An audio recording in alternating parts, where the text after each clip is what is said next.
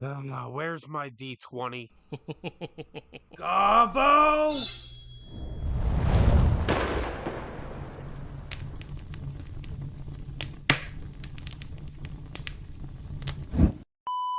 Hello and welcome to Hobb's Horror Stories. I am Hob, your hobgoblin narrator. We are back with another great TTRPG story for you. Today's story is part 3 of a story that we have been covering. My least favorite thing is when you have to wait weeks for a multi-part story, so we are posting all 3 parts of this story today. And here comes the finale. This story comes from Reddit and was written by Jumbled Black Wires. The title of this trilogy is The Tale of Big Nick, Part 3. How we finally defeated Big Nick. Our party had been led to the underground temple of an ancient evil god. Wizard didn't know how to cast light, so McMonk led the way with a torch, while the rest of us followed on carpet. The temple was nearly pitch black, illuminated only by a few dim light sources. We ventured deeper and deeper, battling enemies, going through strange portals. Eventually, we found a door with the drow symbols. Big Nick pointed out that it had no keyhole or handle. We stood around trying to figure out how to open it until Big Nick asked if we tried pushing it. We did. Big Nick was amused as the door moved. We were in a large chamber. It was perfect setup for an ambush. We began to prepare.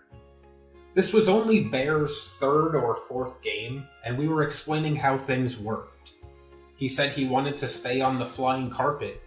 I was very protective of carpet, but I agreed. We were debating who would go where when Bear said he wanted to fly right next to the entrance on the magic carpet. We tried explaining why that was a bad idea since we were planning a stealth counterattack, but Big Nick clapped his hands and said, No. He said where he wants to be. Big Nick immediately hit Bear with a flurry of arrows and fireballs. Bear was knocked to the ground. We formed up around him and began an orderly retreat. We were very good at retreating by then. We lost McMonk and Carpet, but we had managed to escape. We discovered a narrow passageway and soon found ourselves in a small, brightly lit room with walls of gold and silver, the likes of which we had never seen. But at that moment we cared nothing for the riches. Our only thought was the plan needed to rescue McMonk and Carpet. We painstakingly circled back through traps and hazards trying to find a way into the area behind the chamber where we reasoned McMonk might be. After a while, Big Nick informed us that we could hear water and a familiar voice screaming for help.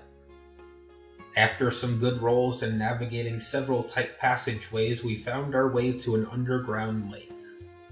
On the shores of this giant body of black water, McMonk had been found bound to a giant cross, battered and bruised.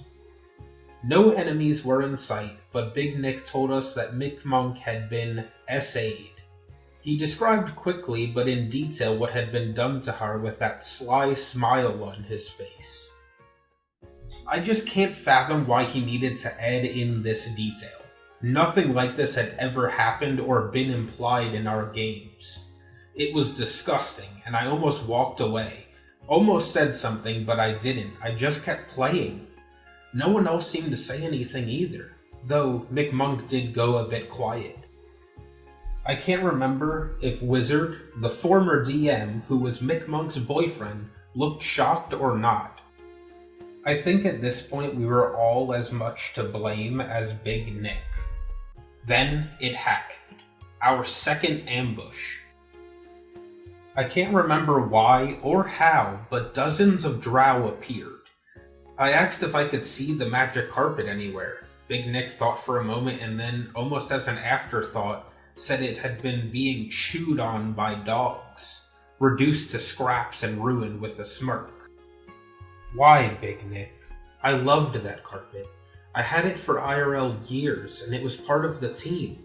Why did you have the drow feed it to their dogs? It doesn't even make sense. The wizard started trying to free McMonk while I began to fight. We managed to get McMonk out and made our way to the exit. We could see it, but we couldn't lose a pair of driders. The only one of us who could easily outrun the characters was McMonk. She kited them away from us, only for one of the creatures to corner and trap another member of the party. I was safe and so was Bear, but we returned for McMonk and Wizard.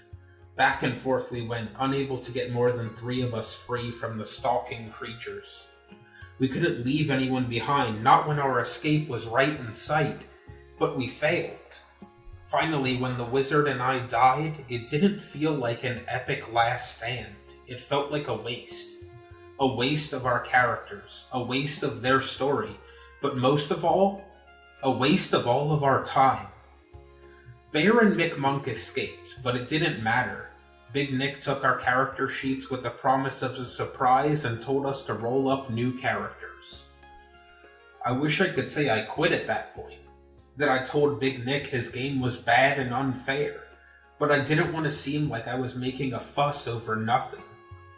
In the end, the pandemic hit, and we never had another game. After that final session, I never spoke to any of them again. To preempt a few questions. Yes, the magic carpet was called Carpet. The magic carpet. No, I didn't think Big Nick was trying to kill us. He just wasn't a very good DM. Sessions weren't planned very well. He had a lot on his plate IRL. I think he made a mistake.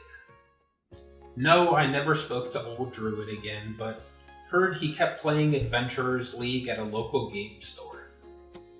I think Big Nick's surprise would have been to have our players come back under his control. Why didn't we leave? Why didn't we speak up? I can only speak for myself. I was young and relatively new to the hobby, and I didn't know anyone else in the city. Squeezing all these terrible events together like this makes it sound awful, but it wasn't that bad. I never got along well with Big Nick, but we all hung out every now and then and played other games. Went out for pizza. Obviously, Big Nick is the villain of this story, but he wasn't a villain. Perhaps a bit of a bully. He had a lot of personal problems that I won't go into, but he did take on the task of DMing for us when we needed a DM. Looking back, I wonder if we were all a bit of a toxic group. I've played in more campaigns and now DM for a really chill, semi-serious table of great players. I'm currently back in college, trying not to mess it up a second time. Well, everyone, thanks for reading. Big Nick's list of crimes is a long one. Bullying, non-communicating, SA, bad DMing, and metagaming as a player to target another person's character. However, even after reading all of that, I do agree with OP. Big Nick, even being a jerk, is not a villain in real life. He is just a person, like all the rest of us. People make mistakes, and honestly, no one in this story is innocent of making mistakes. This story could have gone entirely differently if everyone had just communicated from the very start. The story was told in a way where it seemed like the whole time Big Nick was DMing and just doing everything the way he wanted, without any constructive criticism. DMs need constructive criticism to improve. You don't know if something's good or bad as a new DM unless people inform you. That's the main job of a player, is to let their DMs know things that they like or don't like so that the game can change. I have only one more thing to say to OP. Good job on going back to school. That can be a very hard thing to do. I know I struggled a lot going back to school to get my degree in the theory of Goblin. What do you mean, theory of Goblin? I'm standing right here. You calling me a theory? You saying that I'm not real? Ugh, they're nervous, some people. I'm just going to ignore that comment. With that, let's conclude this video and end this trilogy. I hope you enjoyed today's stories. If you have any stories you would like to have read here on the channel, please share them to the email in the description below. Also, if you could please like, comment, and subscribe. It would help us greatly to slay the monster known as the algorithm. Thank you for your time from all of us here at Goblins and Gremlins.